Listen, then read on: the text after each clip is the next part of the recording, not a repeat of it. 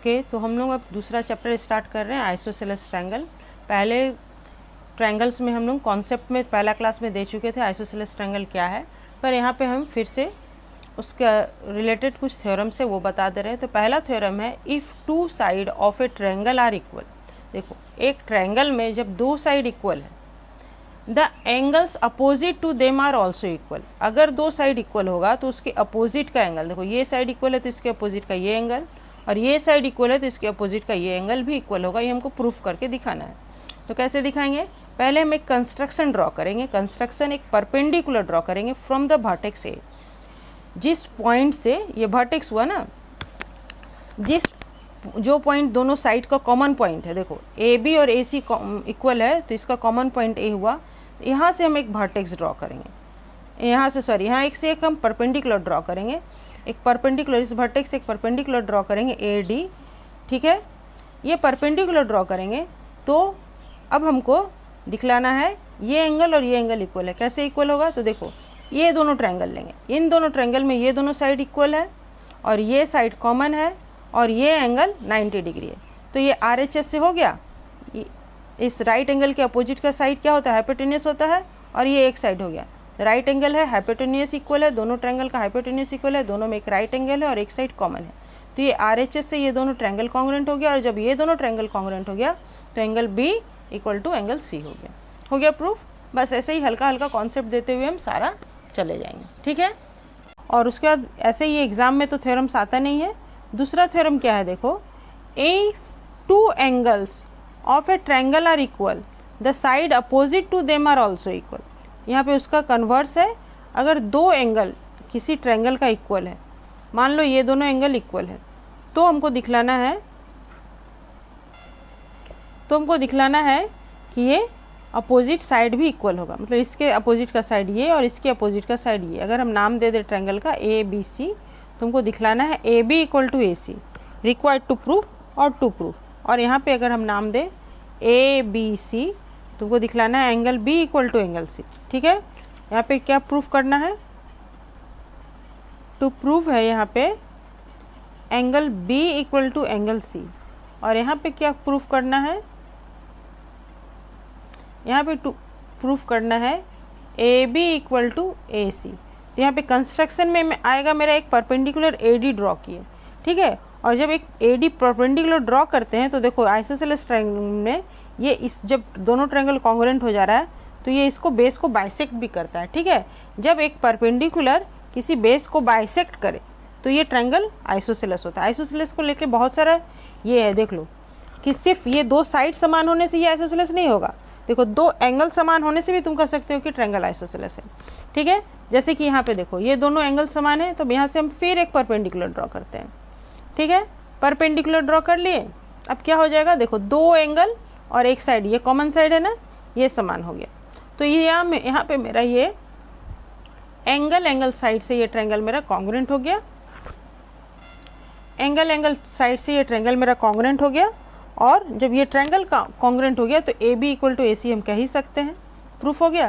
कितना ईजी है, कॉन्ग्रुएंसी जानने के बाद कितना ईजी हो गया। अब इसको लेकर के कुछ और थ्योरम्स हैं।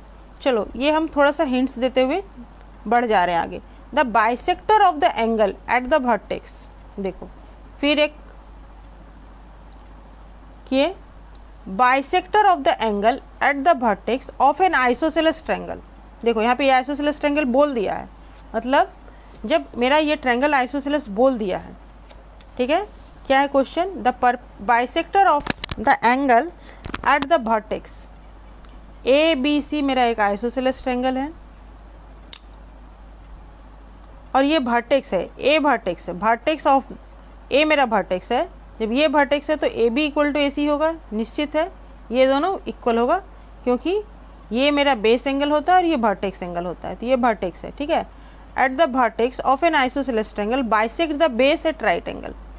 बाइसेक्ट द बेस को बाइसेक्ट भी कर रहा है। देखो, इसको दो बराबर भाग में बांट रहा है और यहाँ पे राइट एंगल भी है, ठीक है। The bisector of the angle at the vertex, angle का बाइसेक्टर जो है, इसको बाइसेक्ट जो कर रहा है वो इसको बाइसेक्ट करेगा राइट एंगल पे। ये प्रूफ करना है, ठीक है। इसको बाइसेक्ट करेगा राइट एंगल पे।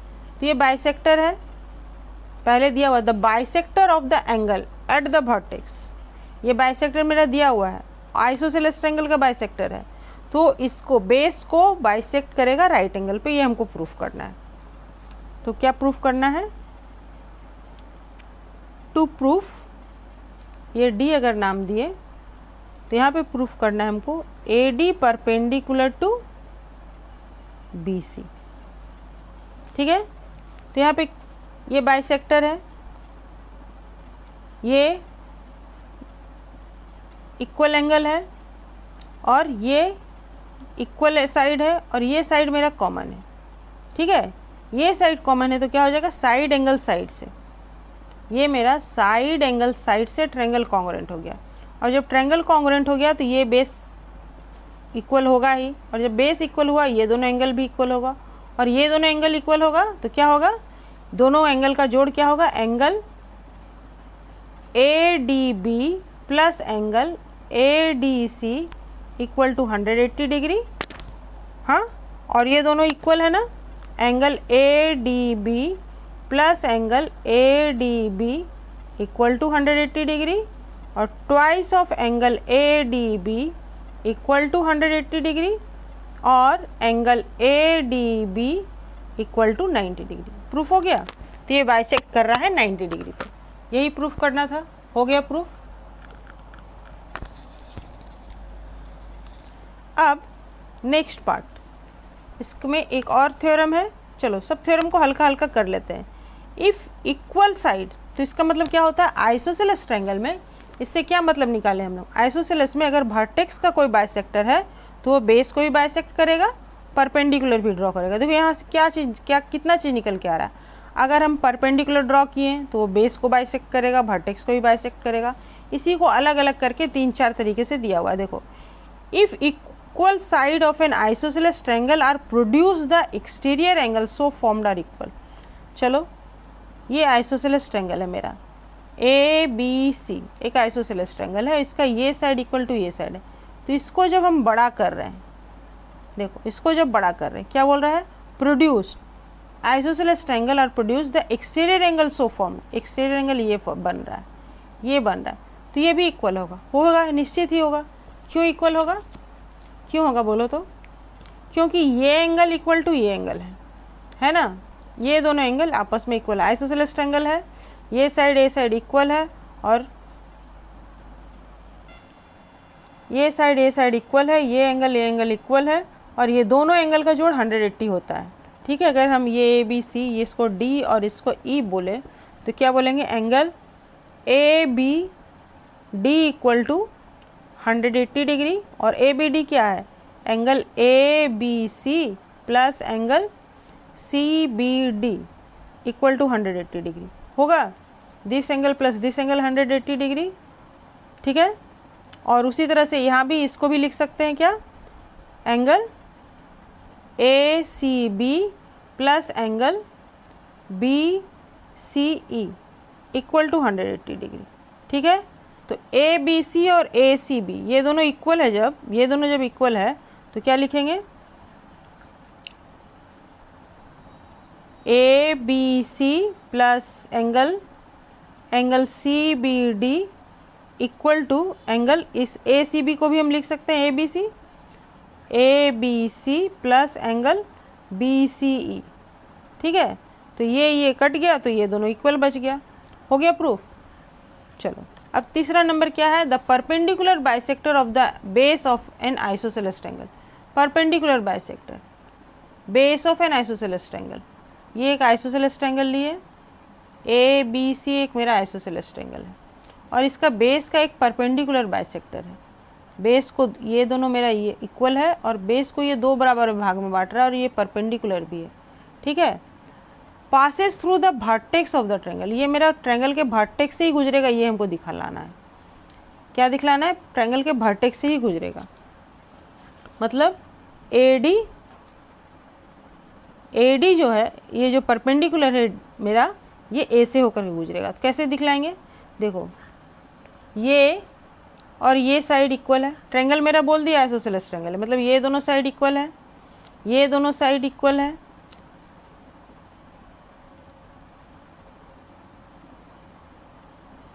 ये दोनों साइड इक्वल है, ठीक है।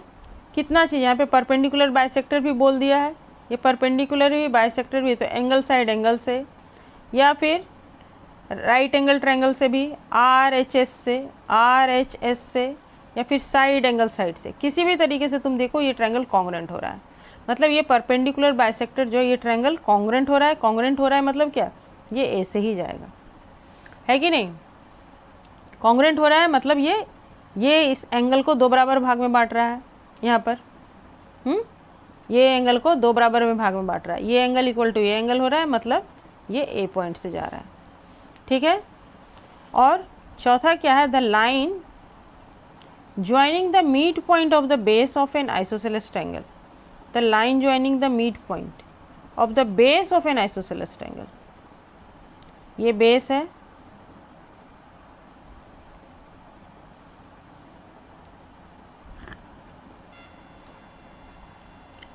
ABC एक मेरा आइसोसेलेस ट्रायंगल है। Line joining the mid point of the base, base का मिड पॉइंट है, मतलब दो बराबर भाग में बांट रहा है। एंड द अपोजिट वर्टेक्स, और अपोजिट वर्टेक्स और मिड पॉइंट इसको अगर ज्वाइन कर रहे हैं, मतलब दिस इक्वल टू दिस है, ये AD है और ये तो मेरा साइड इक्वल है ही, is perpendicular to the base and bisect the angle at the vertex. हाँ, ये परपेंडिकुलर होगा, ये हमको दिखलाना है। मतलब AD is perpendicular to BC, ठीक है, and AD bisect angle A, bisect angle A, ये दो चीज़ दिखलाना है हमको। फिर बहुत ही इजी, ये इक्वल टू ये है, ये इक्वल टू ये होगा क्योंकि आइसोसेलेस ट्रायंगल है, और ये इक्वल टू ये, बाइसेक्ट तो दिया ही है बेस को। जब ये बाइसेक्ट हो रहा है तो क्या हो जाएगा, साइड एंगल साइड से ट्रायंगल मेरा कॉन्ग्रुएंट हो गया। और जब ट्रायंगल कॉन्ग्रुएंट हो गया तो ये दोनों एंगल इक्वल होगा ही। उसके बाद यहाँ पर जैसा हम पहला नंबर में दिखलाए थे, यहाँ पर इसके तरह से हम इसको दिखला देंगे कि ये मेरा 90 और 90 है, ठीक है। और ये एंगल भी इक्वल हो ही जाएगा। जब ट्रायंगल कॉन्ग्रुएंट है तो ये कॉरस्पॉन्डिंग एंगल CPCTC से ये भी इक्वल हो गया, CPCTC से ये भी इक्वल हो गया। समझ में आ गया। तो ये जब ये करने का ज़रूरत है नहीं है, ये बस समझ में रखने का ज़रूरत है कि ऐसा करने से हम ट्रायंगल को कॉन्ग्रुएंट कह सकते हैं, ट्रायंगल को आइसोसेलेस कब कब कह सकते हैं, और आइसोसेलेस ट्रायंगल में क्या क्या प्रॉपर्टी होता है। तो आइसोसेलेस ट्रायंगल में अगर वर्टेक्स को कोई बाइसेक्ट कर रहा है, ठीक है, वर्टेक्स को कोई बाइसेक्ट कर रहा है और बेस को भी बाइसेक्ट कर रहा है, ये परपेंडिकुलर है, तो ये मेरा आइसोसेलेस ट्रायंगल होगा, है ना। इस तरह से ये सारा चीज़ हो गया। तो अब हम लोग आते हैं एक्सरसाइज नंबर 10 पर, ठीक है। ओके, तो एक्सरसाइज 10A का पहला सवाल है, in the figure along side AB equal to AC दिया हुआ है, एंगल A इक्वल टू 48 और angle ACD equal to 18 degree. ये वाला मेरा 18 डिग्री है। तो दिखलाने बोल रहा है BC इक्वल टू CD, ये दोनों को दिखलाने ही बोल रहा है इक्वल, और ये दोनों मेरा इक्वल दिया हुआ है, ठीक है। तो कैसे करेंगे, देखो, angle B equal to angle C होगा। क्यों होगा, क्योंकि AB इक्वल टू AC दिया हुआ है मेरा, ठीक है। ये angle B equal to angle C होगा ना आइसोसेलेस के हिसाब से।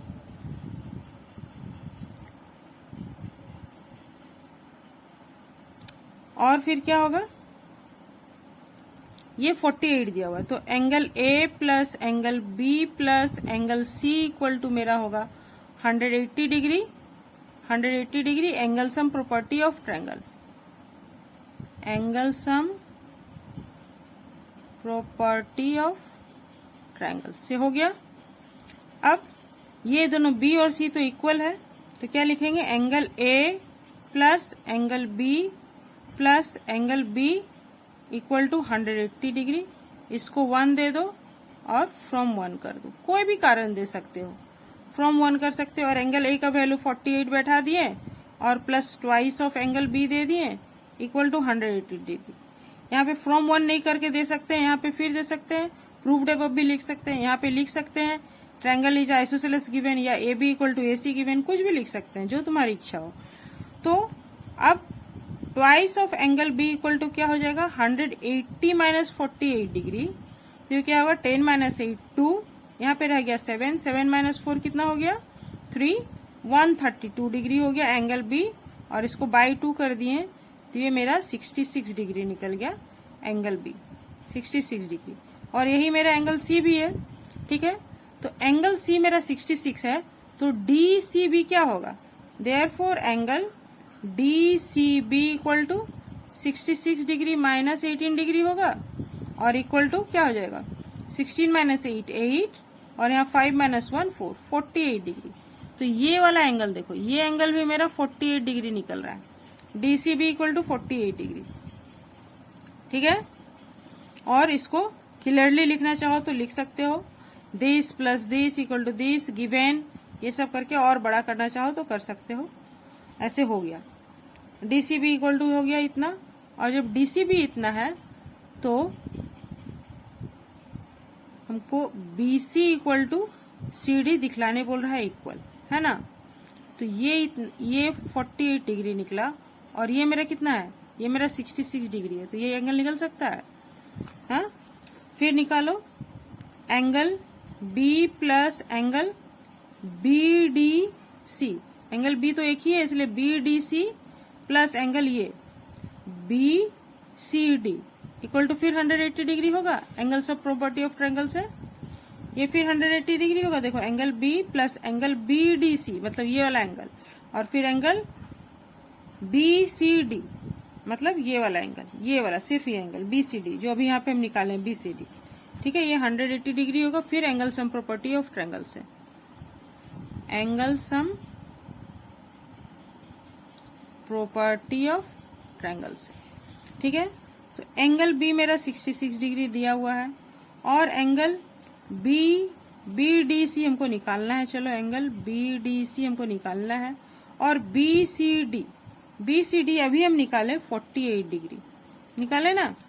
देखो यहाँ पे इक्वेशन 2 दे दो, और यहाँ पे हम बैठाए हैं जो वैल्यू, यहाँ पे 2 दे दो, यहाँ पे लिख दो, इसको अच्छा से लिख के ही दिखा दे।